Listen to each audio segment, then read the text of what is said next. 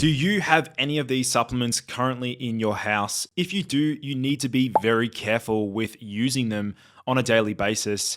And so in this video, what I'm going to do is outline 3 key supplements that men need to be avoiding if they care about their health. So number 1, we have calcium supplementation.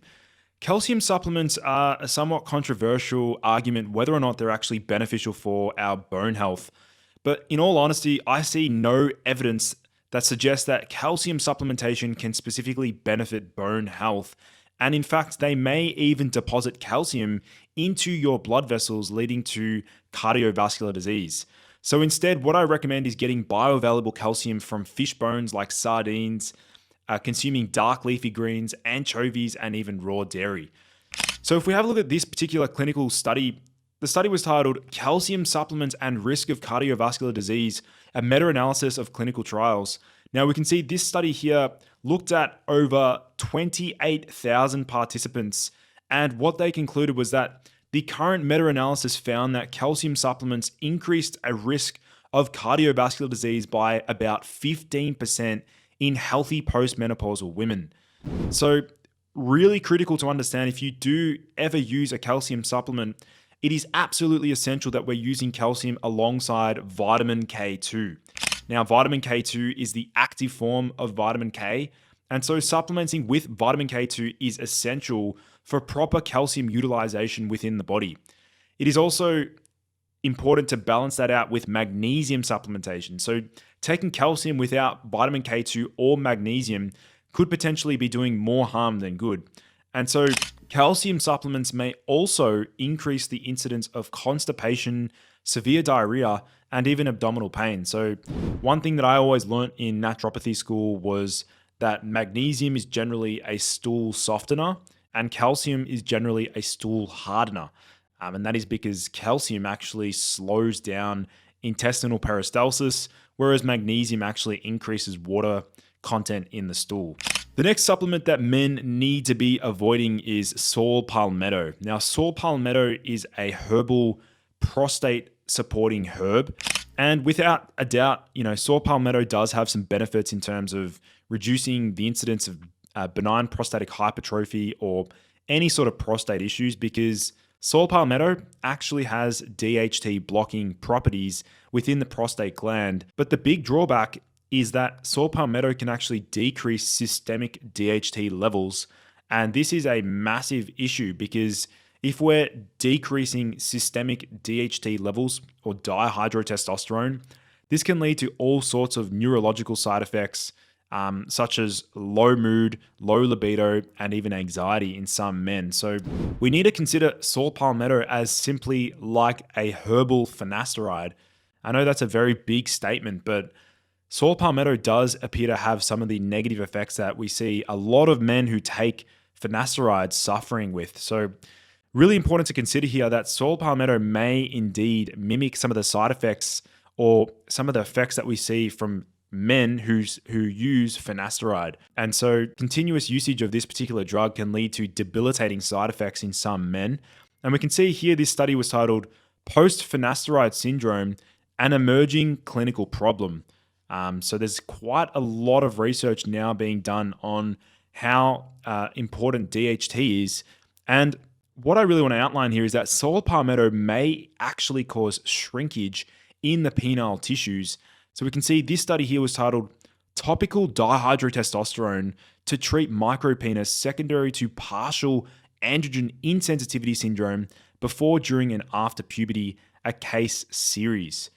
And so interesting to note that, they're literally using DHT or dihydrotestosterone to treat a micropenis in these pubertal boys. So this is really important to understand the absolute importance of DHT. Hey guys, if you're watching this video right now and want to unlock your full mental and physical potential, then the Limitless Course is for you. Unlock my best biohacks for energy, motivation, and testosterone optimization so that you can conquer your goals with ease and crush every day with confidence. Click the link in the description and get it now for only $27 today. All right, now let's get straight back into the video. This next study was titled Evaluation of Resetin on serum hormone levels in sedentary males. And so this formulation was a combination of a lipid extract from the saw palmetto berry, and what they noted was that it resulted in a 38% increase in serum testosterone levels, but it significantly reduced baseline serum DHT and estradiol levels. And so that could be one of the ways in which saw palmetto may actually result in a smaller penis.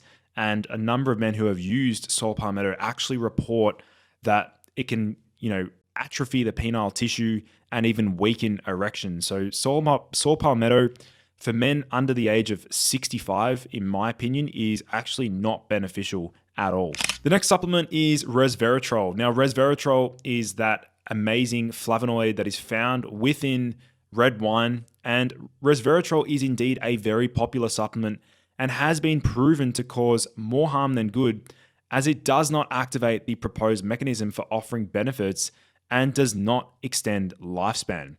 Now, resveratrol supplements may actually hinder exercise benefits, lower testosterone levels, and have no clear benefits with potential harms.